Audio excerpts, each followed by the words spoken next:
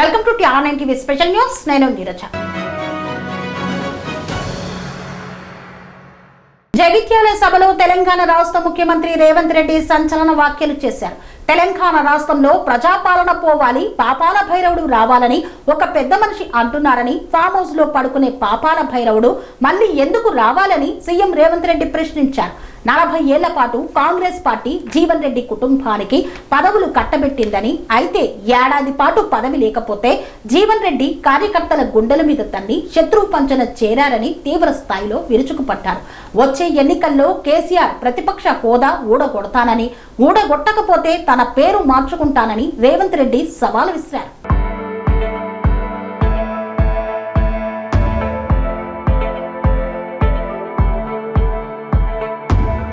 భైరవుడు కేసీఆర్ ఆ దరిద్రుడు పేదలకు ఇల్లు ఇవ్వలేదు, కానీ ఆయనో ఫామ్ హౌస్, కొడుకో ఫామ్ హౌస్, అల్లుడో ఫామ్ హౌస్, బిడ్డో ఫామ్ హౌస్ మాత్రం కట్టుకున్నారు. వాస్తు మంచిగా లేదని ప్రగతి భవన్ సచివాలయం కట్టాడు. వచ్చే ఎన్నికల్లో నువ్వో నేనో చూసుకుందాం. కేసీఆర్ ప్రజాపాలన పాపాల భైరవుడా? రాబోయే ఎన్నికల్లో కేసీఆర్ కు ఇప్పుడున్న ప్రతిపక్ష హోదా కూడా లేకుండా చేయకపోతే నా పేరు మార్చుకుంటా అని ముఖ్యమంత్రి రేవంత్ రెడ్డి సవాల్ చేశారు. కేసీఆర్ చేసిన పాపాలకు ఇదే అటవిక రాజ్యమైతే అడవిలో ఆయనను చెట్టుకు ఉరేసినా తప్పు లేకుండా పోయేదని మండిపడ్డారు. నిజాం సర్కార్లో అయితే కేసీఆర్ ను చెట్టుకు కట్టేసి కొట్టేవారన్నారు. భూపాలపల్లి జిల్లా కాటారం మండలంలోని నాస్తూరుపల్లిలో సోమవారం జరిగిన బహిరంగ సభలో సీఎం రేవంత్ రెడ్డి ముఖ్య అతిథిగా పాల్గొని ప్రసంగించారు. అంతకుముందు వ్యవసాయ శాఖ మంత్రి తుమ్మల నాగేశ్వరరావు ఇతర మంత్రులతో కలిసి రైతు భరోసా 2వ విడత కార్యక్రమాన్ని ప్రారంభించారు. అనంతరం ఏర్పాటు చేసిన బహిరంగ సభలో ఆయన మాట్లాడారు. రైతు భరోసా పథకంలో భాగంగా 9,000 కోట్లు రైతుల ఖాతాలో జమ చేస్తున్నామని, మొదటి 2 విడతల్లో కలిపి 5,700 కోట్లు జమ చేశామని, ఇంకో 3,300 కోట్లు జమ చేస్తామని చెప్పారు. వ్యవసాయం దండగ కాదు, పండగ చేయాలనే గొప్ప సంకల్పం తీసుకున్నామన్నారు. రైతులు పండించిన సన్నవడ్లకు 3,15,00,000 మంది పేదలకు సన్నబియ్యంగా అందిస్తున్నామన్నారు. స్వాతంత్ర్యం వచ్చిన నాటి నుండి గొప్పలు చెప్పుకునే వాళ్ళు పేదవాళ్లకు సన్నబియ్యం ఇయ్యాలనే ఆలోచన చేసిండ్రా? గడిల్లో ఉండి బిర్యానీలు తినుకుంటూ దొడ్డు బియ్యం ఇచ్చారు. ఆనాడు సమ్మక్క సారలమ్మ సాక్షిగా నేను ఆదిలాబాద్లో బట్టి విక్రమార్క చేసిన పాదయాత్రల్లో భాగంగా ఇచ్చిన మాట ప్రకారం ఏడాది తిరిగేలోగా రైతు రుణమాఫీ చేశాం, దేశానికే ఆదర్శంగా నిలబడ్డామని వ్యాఖ్యానించారు.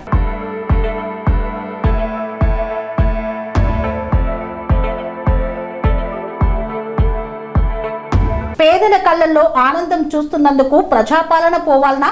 ఆర్టీసీలో ఉచిత ప్రయాణం ఇచ్చినందుకు పోవాలనా?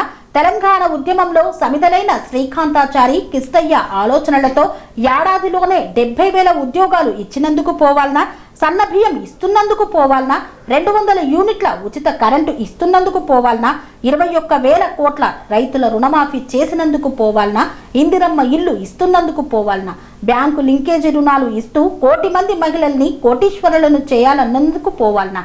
వేములవాడ, బాసర, సరస్వతి, కాళేశ్వర క్షేత్రం, భద్రాచలం, రాములవారి గుడిని అభివృద్ధి చేస్తున్నందుకు పోవాలనా అంటూ సీఎం రేవంత్ రెడ్డి మండిపడ్డారు.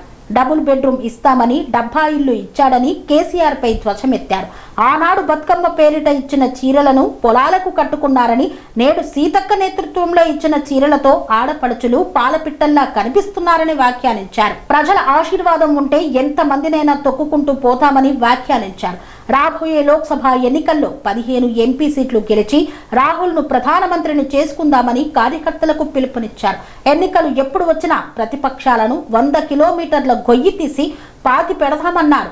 ఎంపీ ఎన్నికల్లో, సర్పంచ్ ఎన్నికల్లో, జూబ్లీహిల్స్ ఎన్నికల్లో కేసీఆర్ ను ఓడించాం, వచ్చేసారి కూడా జెండా ఎగరేస్తామని స్పష్టం చేశారు.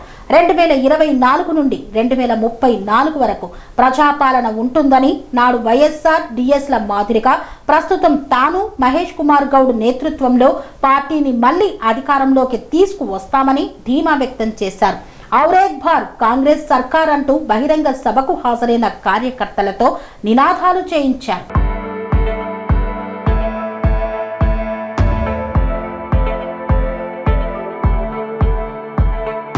ఒక్క ఏడాది పదవి లేకపోతే కాంగ్రెస్ కార్యకర్తల గుండెల మీద తన్ని శత్రువు పంచన చేరుతావా అంటూ మాజీ మంత్రి జీవన్ రెడ్డిపై సీఎం రేవంత్ రెడ్డి తీవ్రస్థాయిలో మండిపడ్డారు.